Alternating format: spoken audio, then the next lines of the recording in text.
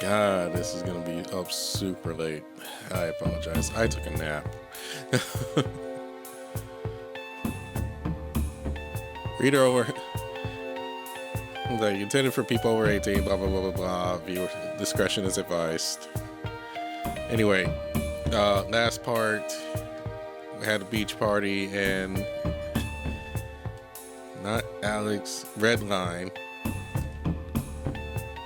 got incredibly drunk, said some things, and yeah, that one, oh boy.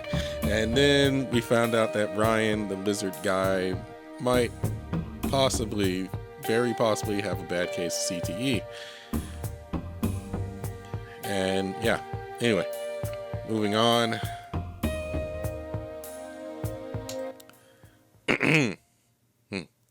Another week passes, another fight night.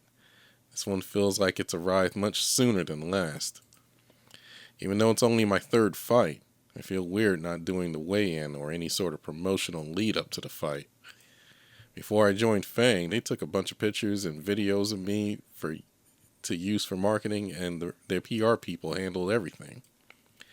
It lets us focus on nothing but the fight. At least I don't have to deal with any sort of press. Or, God forbid, Bruce.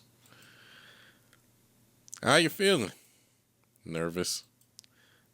Alright, aside from that, kind of cold, I guess. It is pretty chilly down here, yeah. The party last week sent a bit of a ripple through the facility. Some people knew Ryan more than others, but everyone heard what happened to Redline. He was around for a day or two after, but I've been pretty much alone since then. Redline's barely shown his hide. I don't blame him. That must have been pretty embarrassing to find out after he's sobered up. Yeah, I would be that way too. It feels weird. Bruce wasn't around as much, and Redline only went straight to and from classes. I don't even know if he's watching my fight. Not that it really matters. I'm not feeling super confident about the fight this time around. But I probably shouldn't tell Bucky that. Ugh. Thanks, only 2 minutes in. It really is cold down here in these hallways. More like catacombs. Are you gonna be alright? Yeah. Maybe the heat of the lights in the ring will warm me up.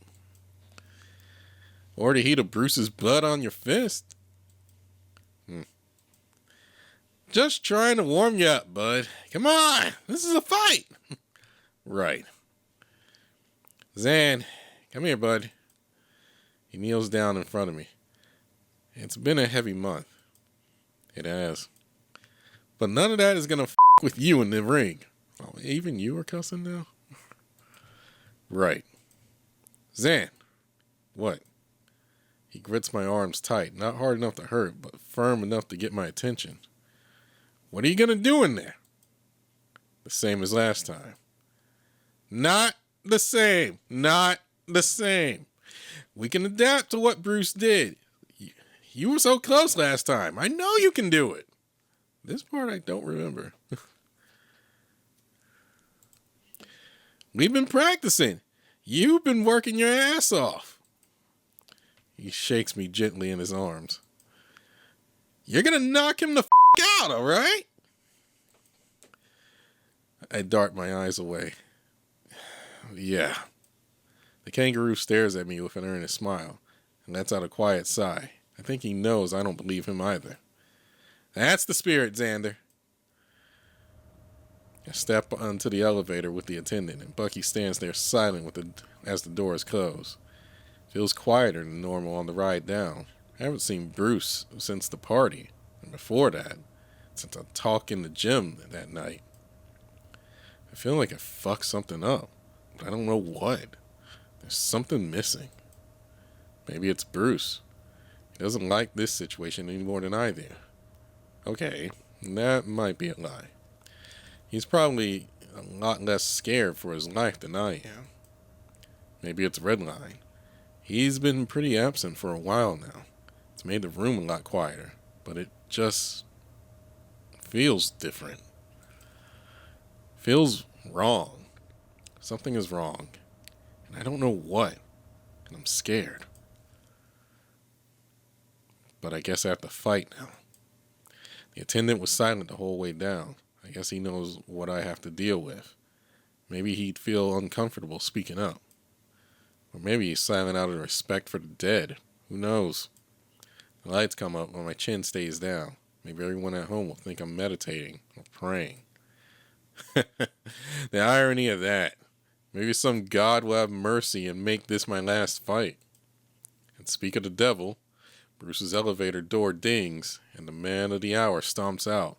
He's looking pretty quiet, mouth welded shut in a scowl. He raises his fist as he enters, soaking in whatever cheers that the crowd at home might be giving him. I remember his walkout music was pretty cool, back when I would watch his fights. Bruce, for once, is quiet. Bruce moves to the center of the ring and scowls at me. There's pain in his eyes. Not too chatty today, huh? No little fun quips or scathing commentary on my size? Nothing?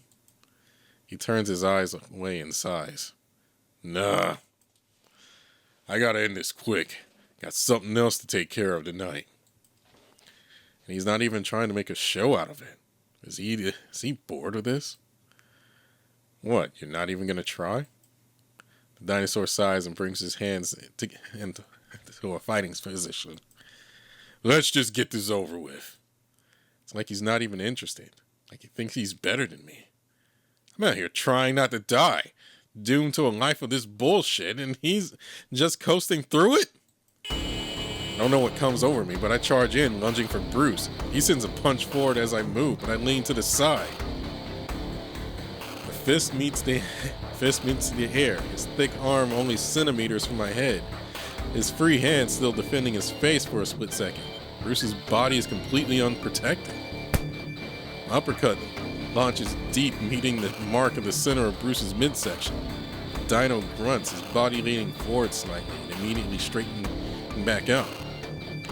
He turtles up, crouching down with his guard covering his face and body. It's a tough move when you're postured like that, but even tougher for your opponent to get in. At this point, I've already circled around him, positioned near the center of the ring. His eyes peek out from over his gloves, taking careful steps toward me. I know his range at this point. I have to make sure he doesn't get close enough to damage me without being able to retaliate. And wait until he's got an opening. Then I can go in. And now I'm thinking about it. Hold on.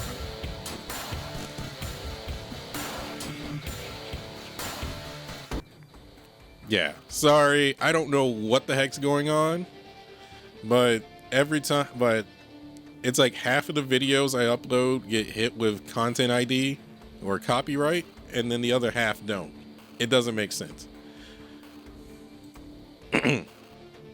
So maybe that'll do it. The two of us circle each other for a bit. He's trying to hunt prey, but I won't let him.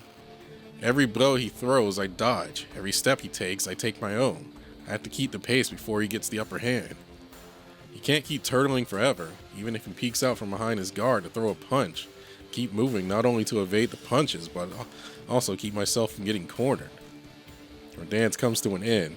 Bruce scowls and uncurls from his guard slightly.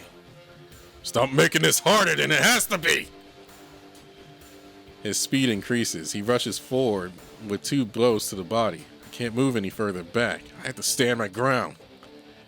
Those fists collide with my guard, crashing painfully against my elbows.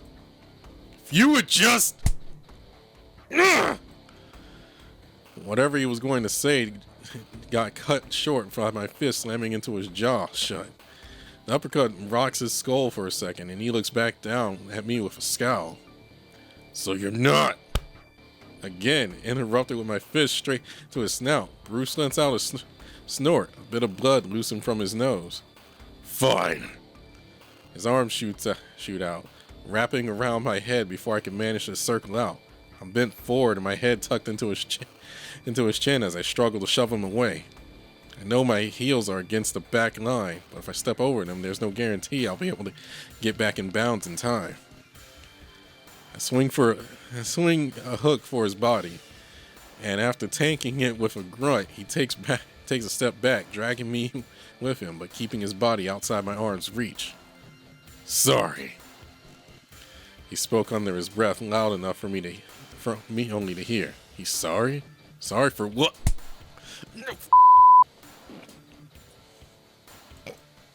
Bruce drives a knee into my abs, plowing clean through any resistance I try to give, like a battering ram busting through my defenses. I almost feel my back bulge out as I double over in a tree trunk of a thigh. Instantly, oxygen leaves my body, forced out by the champion. I still cling to his arms with some sort of hope that I can come back from this. I pull and pry with all my might until finally, a second knee cleaving into my midsection again. I can't even react before a third and then a fourth and a fifth in the same spot. Oh my God, he's hitting you with the Sagat. He's hitting you with the Sagat grab.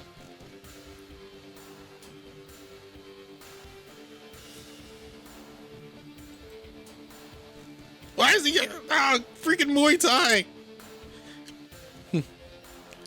I can feel my body breaking, every muscle giving in as the last bits of strength and defiance are slammed out through the middle of my back. That calm you down? Mother. I can still fight back. I have to. Bruce releases the clinch as I stumble forward, swinging my fist aimlessly for his body. One connects, but despite his face contorting, it doesn't stop his uppercut from clipping my jaw. It's not heavy, but strong enough to send me off balance. Can't go out. Not like this. Need to cover up and regroup. Can't fight with my head swimming like this. My guard up, I leave my body unprotected only for a second, which gives Bruce all the time in the world to follow through. In one swift motion, his leg pistons out, landing clean in the center of my abs. Pain explodes out from my center, my lungs empty, my body aching. The kick sends me seemingly soaring backwards, my feet unable to catch me while I stumble. I collapse in a heap, coming to a rest far outside of the ring. Whenever this happens on TV, they play a countdown timer. The fighter has 10 seconds to get back into the ring before the fight ends. I have to move. I need to move. Please! Every ounce in my body is in agony. A single knee from Bruce would have drained out even a top fighter's stamina dry. And he gave me 5. Son of a bitch. I reach forward, forcing heavy breaths as I start to crawl to the ring. I'm sick of him. With shitty attitude. He thinks he's better than me, and he's not even fucking trying. Every day I'm giving more and more of myself to this place, and I can't even get a fucking day off. And when I get a break, it's because this fucking animal breaks me in half. I'm not going to let him coast by like this. I can't do that. If I have to die like this, then I'll make him work for it. Bit by bit, piece by piece.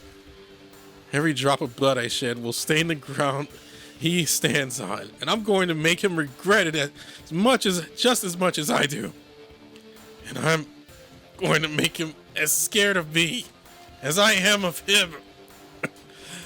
I managed to crawl to the ring's edge. I don't know how long it's been. Everything hurts. It all hurts so much. I shouldn't be able to pick myself up. And yet, I lift one knee and turn my head up. Bruce is looking down at me. He's not mad. He's smiling. He looks like he's hurting. His eyes close, and before I know it, he steps down onto me. My body gives no resistance. I collapse under him, and I fall. The bell rings, signaling the end of the fight. The foot was firm, but not as forceful as the stomp he used to break my ribs last fight. It's as if he's putting his foot down, giving an end to the fight for good. Bruce once again holds up a fist in victory, soaking in whatever cheers people were giving at home. But the silence of not only the arena, but Bruce as well, feels eerie. He holds the pose for a short moment and steps off. He backs away for a step as I struggle to lift myself up. I need to at least be able to stand right. Right foot up and... I can't even get my breathing steady. My muscles have gone limp. Absolutely no strength behind any of my movements. Bruce hesitates, glaring down at me, and then turns and walks back to his elevator. The doors on my side open as well, and Bucky charges out. Coach! Shh. You're alright. Come here, big guy. His voice is gentle, as are his hands. He reaches down under my form with hardly any difficulty. Bucky hoists me over his shoulder and turns toward my elevator. I get a good view of Bruce's backside as he strolls to his door. He's been silent for so long, not even a taunt. He's not even trying. He didn't even have to. Hey! Bruce stops already in his elevator. Fuck you! You can't even bother to take this seriously? Is all this just nothing to you? Oh man, that's not good in Bruce's case. If you guys can read the context of what went down, Bruce takes a deep breath, then looks at me. The doors close.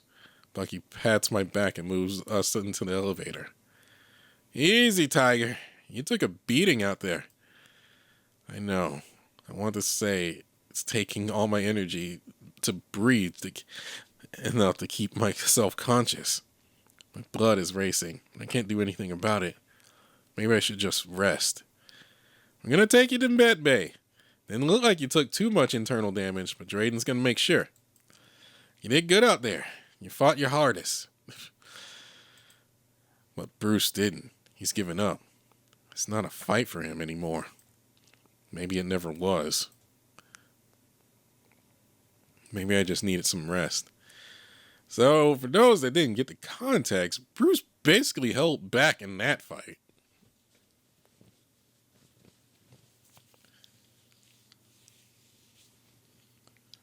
Bruce held back in that fight and only gave enough just to basically keep Xander from being an inch away from death's door.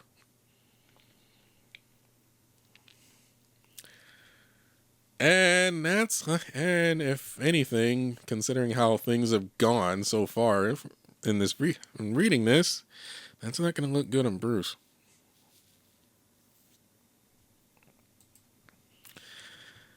It's about 3 in the morning and I'm feeling restless. My blood has simmered down, but there's too much on my mind. It's hard to sleep after a fight like that. Drayden said it didn't seem like there was anything broken, but with how thick Bruce's knee is, and they took some scans to make sure. I'm sleeping in the med bay just for the night. I'm way too tired. I don't know how much longer I can keep doing this. I caught a glimpse of the bruise on my body and almost got sick just from looking at it. And sitting up, it hurts to even breathe. I don't even know when I'll be able to sit upright without aching again. F***ing asshole. He could have ended that in 2 seconds if he wanted to.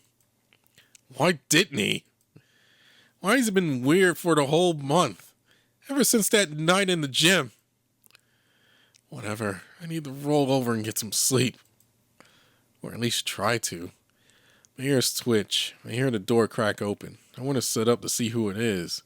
But the massive purple patch on my abs makes that impossible, so I roll over instead. Bruce is standing there, peeking inside my room. Our eyes meet, and he looks surprised. The dinosaur hesitates, then opens the door and shuts it behind him. Hey. He looks around, feigning interest in the room.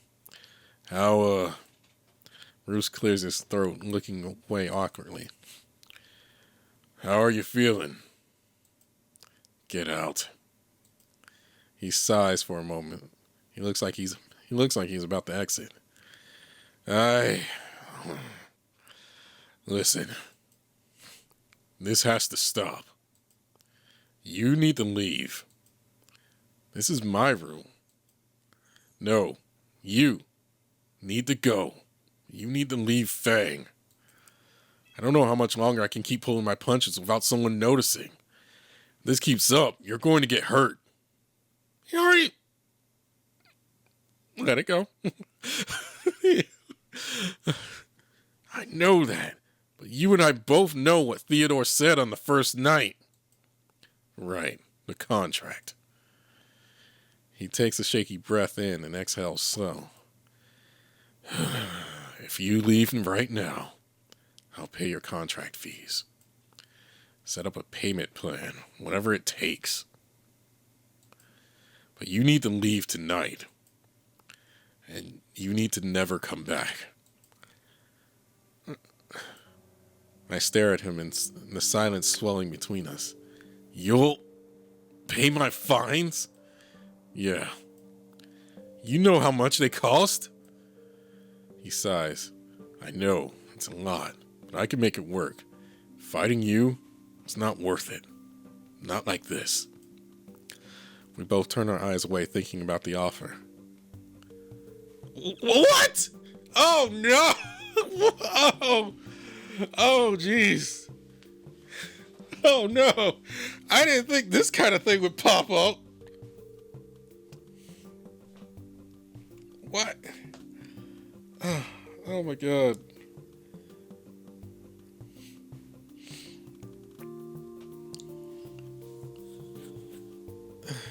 Hold on. I can hear music playing. I'll turn the volume back up. It seems to only be the fight music in certain other songs. Are you? Oh my! That's a big one.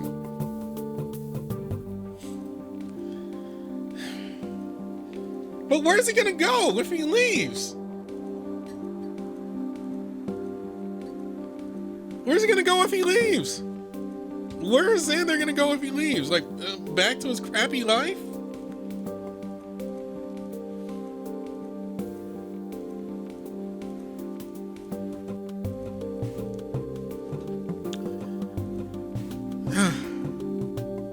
God, that's rough. What the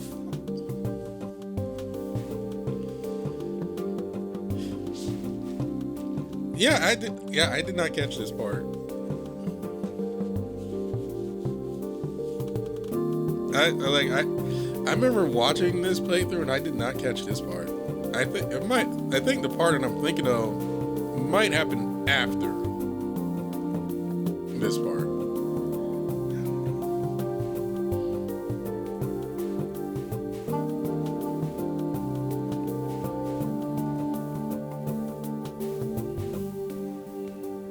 Jesus, I don't know how to answer that. That feels like an ending route too.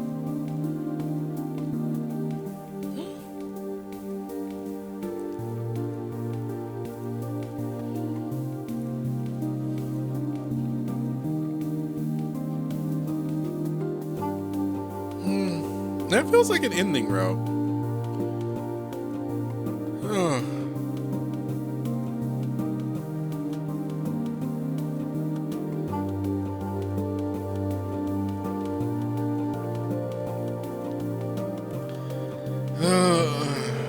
To be honest, God, I can end it right here considering.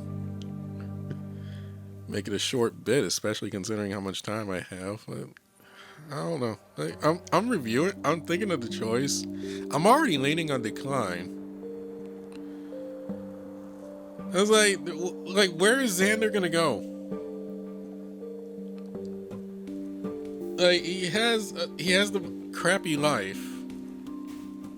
Like, he has the crappy life up top, where, and even more so, like, what the heck's he gonna do? Like, how is Bruce gonna even bother paying?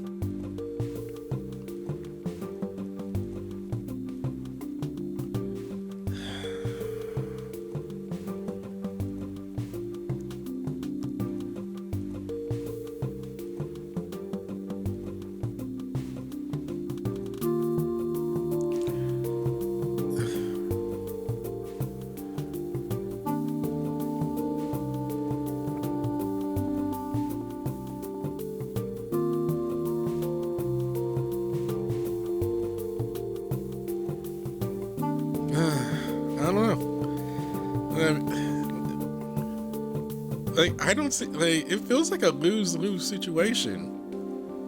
Again.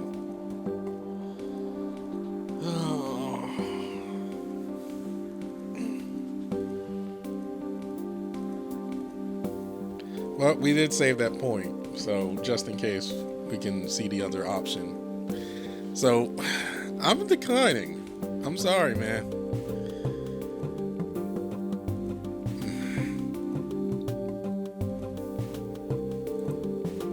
I can't. I don't want to. This isn't his problem. This isn't anyone else's problem. Why should I be a burden for him, too? Come on, Xander. I don't want your pity. Pity? It's not! Bruce sighs and lowers his voice. I'm trying to help you out. Let me win. He glares at me and I turn away. I'm not sure why I said that. It just sort of came out. You know I can't do that. Why not? I know. It was selfish to even suggest. But it's selfish of him to keep this going. Bruce steps closer to my bed, to me. The world champion just concedes out of nowhere? Top of his career, undefeated, prime of his life? You think the commissioner's just gonna let that happen? Another step closer. I'm sorry. I'm just supposed to throw away my whole career for you? What about my career? Jesus, fine. Sorry for asking. Bruce realizes he is leering over me, pressed against my bed. He pauses and takes a few awkward steps back. Just think about it, okay?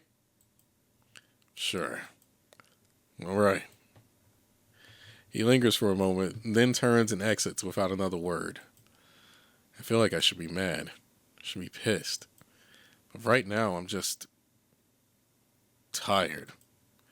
I'm tired of being in the way.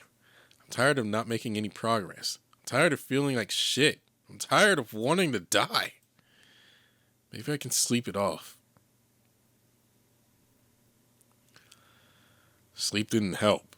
Sleep hardly helps these days. It barely even felt like sleep. More like being comatose. Good morning, Xander. My eyes pan over to Drayden. Hi. He pauses, looking up from his papers. How are you feeling today? Just tell him. Why fight it? I don't know. I think I'm just tired. Well, after what happened last night, I can understand why. Last night, Bruce talked to him too? With Bruce? Drayden looks at me weird. Yeah, your fight with Bruce. You took quite the beating. I imagine your abs are quite sore. Right. But according to your charts, you're all set. Nothing broken, thankfully. Right. Good. Drayden pauses, tapping his finger against the clipboard. Is something on your mind?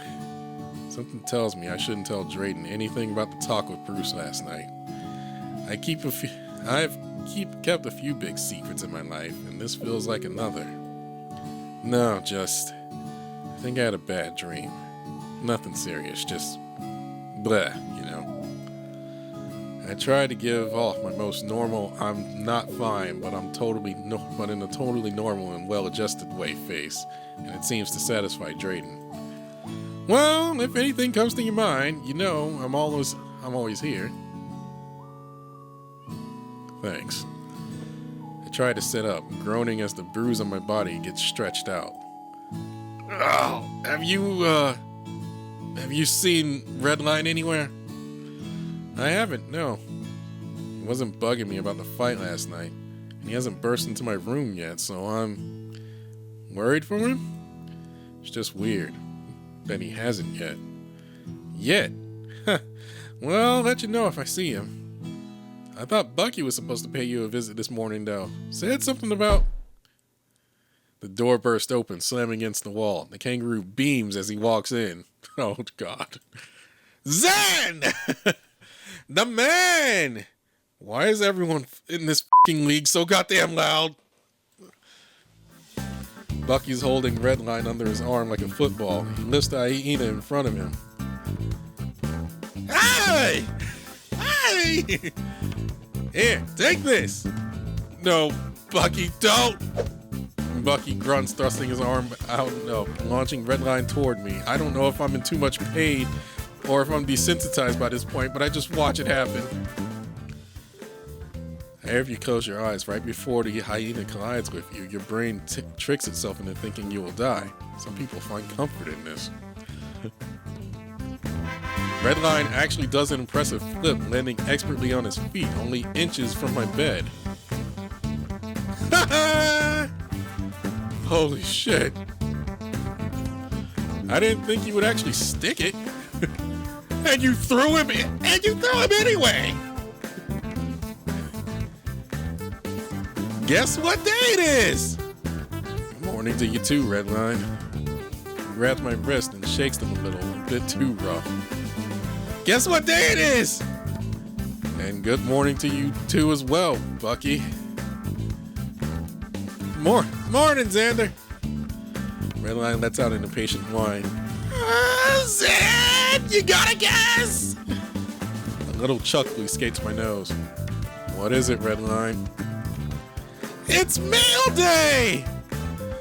You didn't even make me guess. That means we get mail! It's like solstice morning! That sounds exciting. Yeah! A smile on his face and wagging tail. As evidence, he didn't want to catch the sarcasm on my lips. But at least he's happy, so I don't mind. I wanted to let you rest before I talked about the fight last night, but holy Zan! Bucky also charges in, pulling me into a horribly painful hug with Redline crushed between us. We both let out a yelp, but Redline giggles. Did you see? Oh, see what? You made him bleed! Holy I did. Yeah, you did, bud! He lifts both me and Redline off the ground, shaking us in his vice grip. And you thought he was untouchable. It's not that. I mean, it's our first match. I mean, I couldn't even make him flinch. In our first match, I couldn't even make him flinch. Nearly broke my hands on his body. And in your next match, you're gonna break his fucking snout. I'm so goddamn proud of you! Bucky pulses the grip on each word, forcing a wheeze out of both Redline and I. Can you put me down? I'll hope that was a protest and agreement. Bucky releases the hold and drops us both. Redline steadies himself on me until his snout straightens out. So, you're already making plans for the next fight? Oh yeah! Got plenty of ideas on how to beat his ass. Next fight is gonna be the last one, I swear. Let's hope he's right about that. Redline shakes himself back to consciousness. Dude, we gotta go! What's the rush? You two? Yeah, breakfast is only like half over. I heard someone say they're making big announcements. He grabs my hand, practically pulling me out of the room and down to the hall. I didn't even have a chance to say bye to Drayden or Bucky. I think I know what happens here. And finally, I managed to get my legs working in order. I'm not just in any rush, but Red won't let go of my hands, so I really have to just run to keep up. We managed to get our food and start looking for an empty seat. Spot half a table empty, completely empty next to Redline's friends. Hey, your bud's over there. Redline stops chattering, ears folding back, tail drooping as he starts looking anywhere else. There doesn't seem to be a table that's not a total mess and has two spaces next to each other. He takes a second and sighs. Sure. And just like that, he's deflated. Redline makes sure to sit on the far end of the table away from the group of friends who all manage to look at Redline, then mumble something under their breath. He starts picking his food, a 3-egg omelet, which was downgraded from a 4-egg omelet about 2 weeks ago. Something about budget cuts. Redline seemed a little disappointed at the time. But he also scarfs it down, so it probably didn't make too much of a difference to him in regards to taste. Still, it's weird seeing him eat slowly. Something up? Oh, sorry, no, just thinking about stuff. Stuff? Yeah. Like what stuff? Not really sure why I bother to follow up with follow-up questions. It usually just leads to more chattering. But Redline takes pause. It's kind of stupid. Okay. I usually assume that means the end of the conversation, but Redline continues. I haven't gotten a fight in a while. Like, a few months before you came down here. I'm starting to worry they'll fire me. I mean, wouldn't that void your contract? Huh? Your contract. If they fire you, you're not in any trouble or anything. That's only if you quit. Right, that makes sense. Right, so I wouldn't worry about it. Yeah, you're right. Sorry. Nothing to be sorry for. Is that all you were worried about? He pauses halfway through his bite of his omelet and nods. I guess so.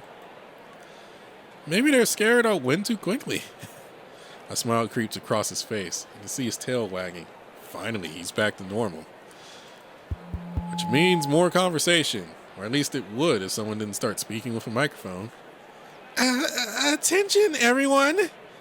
A cacophony of boos and cheers before the crowd quiets down. I hope we're all enjoying breakfast this morning. As you all know, it's mail day. Another set of cheers when I finally noticed the massive table behind Theodore.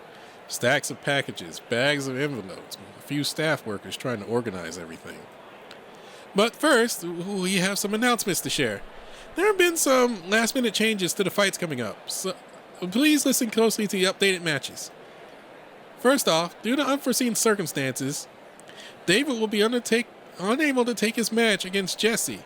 Jesse's fights will now be with Redline, taking place on the 8th. I turn to look at Redline, who looks shocked, to say the least. The group next to him also looks at him, but I'm not sure if he notices. Oh!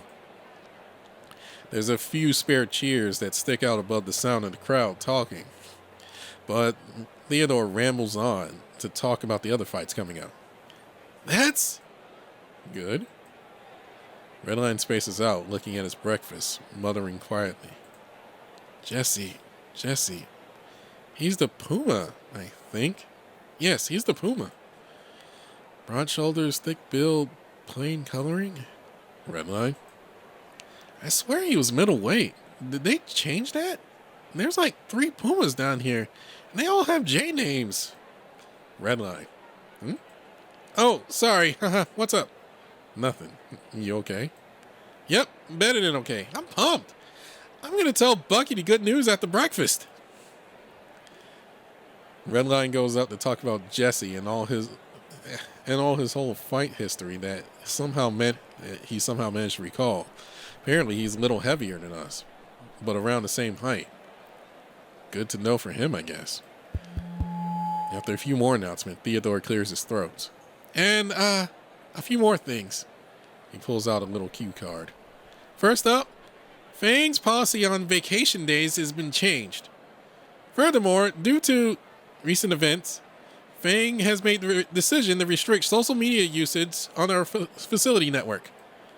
Both of these changes are made to help facilitate a more focused growth for our fighters. For more details, please review the updated policy that has been sent to your emails. Keeping Redline to shut up. Not Redline, but God, keeping Xander from doing that bit again. The crowd's confused silence grows to more general complaints before it can get too out of hand. Theodore has already trotted away out the door. Dude, this is bull. What the f? First change highlighted. We're only getting 1 vacation day per win now? It's bad bad enough that our pay-per-fight got howled a few months ago, and now this? And dude, look at this list of blocked sites. Redline draws his attention. He's already pulled out his phone. He's listing off blocked websites. I barely use social media as is, but some of these sites make no sense. It's not just social media. It's not just social media feeds. It's like everything. Streaming sites, video sites, even Headkick is on there. It's like all that's left are some search engines and, I don't know, texting, calling. They really want us cut off from the most of the world, huh? Headkick is probably the one site everyone down here is familiar with. That's gone, then. Wait. Is this my fault? What's up? I used Headkick accidentally and broke my contract. Commissioner said that he had to work hard to get that cleared up. Maybe this is just... Zan, you okay? Huh? I don't know. I feel like I caused this. What, like you made them ban all social media? Come on, dude, there's no way. I shake my head. I don't know, man. I met with the commissioner. Oh yeah, the commissioner. How was he? Or, what was he like? He was intense. I explained my interaction with the commissioner to Redline, who only seems to get increasingly concerned. That... Okay, maybe you did cause all this. Shut up! Not in the cafeteria! That's not very helpful. I mean, it's not a good sign, but, like, we can never really know what the reasoning was. Maybe it really is just to, keep us from getting distracted or whatever. No, it's to keep Xander keep another Xander incident from happening. Didn't Theodore say something about recent events? What else could that be about? A group of Redline's friends next to us looks our way and then starts chattering, something about social media stuff. Maybe we should talk about this later. Sure. Some other staff members pick up the mic, starts reading off the instructions on how to pick up mail. They go alphabetically by last name. They call G. Redline goes up. Hey, mine's not for a while, and I doubt I'll have any mail, so. Hello? What's your name? Alan? I turn my head to see who they're talking to. What was that you were saying earlier about the commissioner? Guess he's talking to me. Nothing you need to worry about. Because it sounded like you're the reason we can't use internet anymore. The way he talks sounds like he's trying to intimidate me. I've seen him in class, and he's not really worth the energy. I try to remain silent and hope he goes away. But I hope that kind of doesn't spread to other people. Okay. Because I know some guys down here are going to be way more pissed than we are. I'm not even turned to face the guy, and he's still talking. Get a fucking life. Redline strolls back, carrying 3 large boxes stacked on top of each other. They drop down next to the table, and he pulls the first one up in front of him. Jesus! See? Like sauce this morning! The box flicks open, and he finds an envelope on top. Oh, for my sister!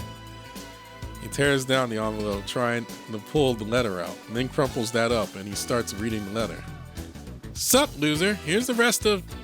Aina falters, then his ears lower. His eyes scan the letter for a second, then he folds it in half and sets it under the box. Oh, that doesn't sound good. Well, let's crack this bad boy open. Few layers of bubble wrap, and he pulls out a rectangular wooden box. Oh, dude! My fight stick! No! Oh, no! I know what that is.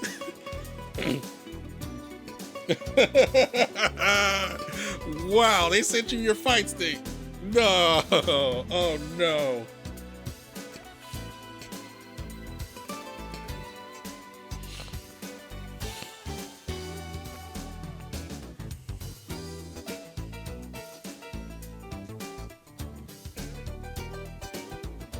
What the hell is a fight stick? Oh, Xander, you don't know. There's some sort of joystick on one side and a bunch of buttons on the other side. He starts fiddling with it.